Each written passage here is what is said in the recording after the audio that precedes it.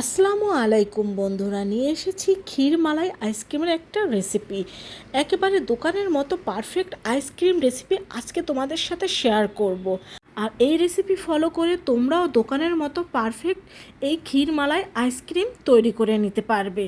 আর একবার যে ক্ষীরমালাই আইসক্রিম খাবে সে আর কখনো দোকান থেকে ক্ষীরমালাই আইসক্রিম খেতে চাইবে না, শুধু এটাই খেতে চাইবে। তো প্রথমে আইসক্রিমের ক্ষীরটা তৈরি করার জন্য এখানে আমি জাল করা 2 কাপ লিকুইড দুধ নিয়ে নিয়েছি, আর এর মধ্যে দিয়ে দিচ্ছি 1/4 কাপ গুঁড়ো দুধ। এখন এই গুঁড়ো দুধটাকে আমি ভালোভাবে মিশিয়ে নিচ্ছি আর এই দুধটাকে জাল করে নিচ্ছি।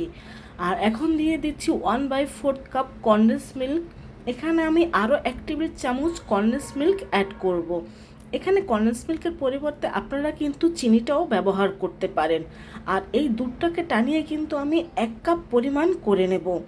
এখন এটাকে আরও পারফেক্ট করার জন্য দিয়ে দিচ্ছি সামান্য খেজুরের গুড়। আপনারা বাজারের ক্ষীরমালাই আইসক্রিম খেয়ে দেখবেন তার মধ্যে কিন্তু কিছুটা খেজুরের গুড়ের ফ্লেভার পাওয়া যায়। তো এরই মধ্যে আমাদের আইসক্রিমের মালাইটা তৈরি হয়ে গিয়েছে। এখন এটাকে আমি নামিয়ে নেব আর আপনাদের দেখিয়ে দিচ্ছি কীরকম অবস্থায় আমি এই মালাইটাকে নামিয়ে নিচ্ছি।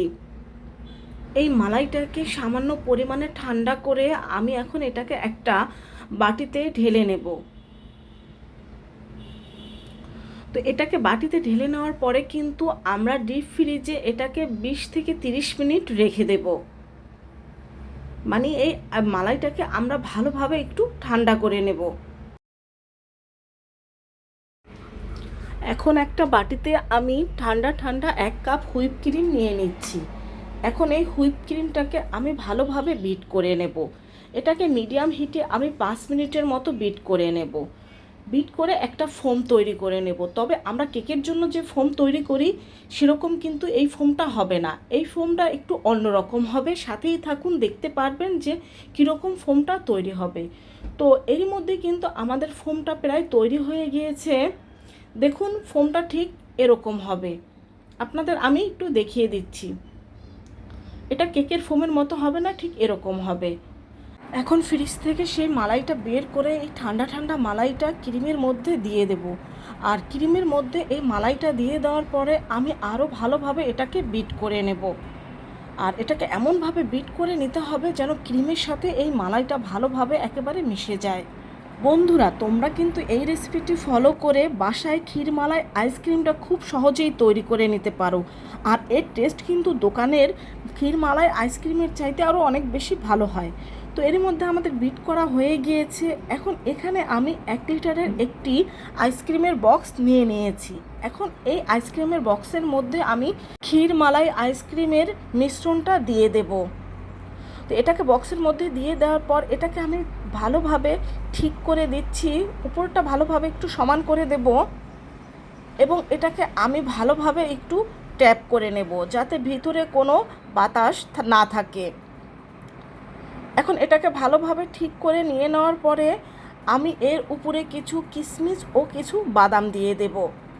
আর বন্ধুরা, এই বাদামটা তোমরা কিন্তু ঘিয়ে ভেজেও ব্যবহার করতে পারো, কারণ অনেক দিন যদি তোমরা এটাকে সংরক্ষণ করতে চাও সেক্ষেত্রে এই বাদাম কিশমিশ একটু ঘিয়ে ভেজে নিলেই বেশি ভালো হবে। তো এটাকে দিয়ে দেওয়ার পর এখন এটাকে ঢেকে আমি 7 থেকে 8 ঘন্টা ডিপ ফ্রিজে রেখে দেব। আর ঠিক 7-8 ঘন্টা পরে এটাকে আমি ডিপ ফ্রিজ থেকে বের করে নেব। তো 8 ঘন্টা পরে এটাকে আমি ফ্রিজ থেকে বের করে নিয়েছি আর তোমাদের দেখিয়ে দিচ্ছি যে কতটা পারফেক্টভাবে আমাদের ক্ষীরমালাই আইসক্রিমটা তৈরি হয়ে গিয়েছে। আমার এই আইসক্রিমটা অনেক বেশি টেস্টি ছিল এবং খুব পারফেক্টভাবে হয়েছিল, তোমরা দেখি বুঝতে পারবে। তো তোমাদের ভালোভাবে দেখিয়ে দেওয়ার জন্য এখন আমি কিছুটা আইসক্রিম তোমাদের তুলে দেখাচ্ছি। দেখো কত সুন্দরভাবে উঠে আসছে এই আইসক্রিমটা। আর দেখে নিশ্চয়ই বুঝতে পারছো যে কতটা পারফেক্টভাবে এই আইসক্রিমটা তৈরি করা হয়েছে। এখন তোমাদের আমি একটু এটাকে সার্ভ করে দেখিয়ে দিচ্ছি। আর বন্ধুরা, দোকানের চাইতে বেশি সাথে ও স্বাস্থ্যসম্মতভাবে আইসক্রিম খেতে চাইলে অবশ্যই এইভাবে করে বাসায় আইসক্রিম তৈরি করে ছোট বড় সবাইকে কিন্তু খাওয়াতে পারো। আর যদি রেসিপিটি তোমাদের কোনো রকম ভালো লেগে থাকে অবশ্যই কমেন্ট করে আমাকে জানাবে আর বাসায় অবশ্যই একবার ট্রাই করবে। দেখবে বাসার সবাইকে একবার এই রেসিপি ফলো করে আইসক্রিম তৈরি করে খাওয়ালে তারা আর দোকান থেকে আইসক্রিম খেতে চাইবে না, বারবারে তোমার কাছে আইসক্রিম খাওয়ার বায়না করবে। পুরানো বন্ধুরা যারা আমার ভিডিও প্রতিনিয়ত দেখছো তাদের জানাই অনেক অনেক ধন্যবাদ। আর নতুন যেসব বন্ধুরা ভিডিও দেখছো তাদের প্রতি রইল অনেক বেশি ভালোবাসা। সবাই ভালো থেকো। খোদা হাফেজ।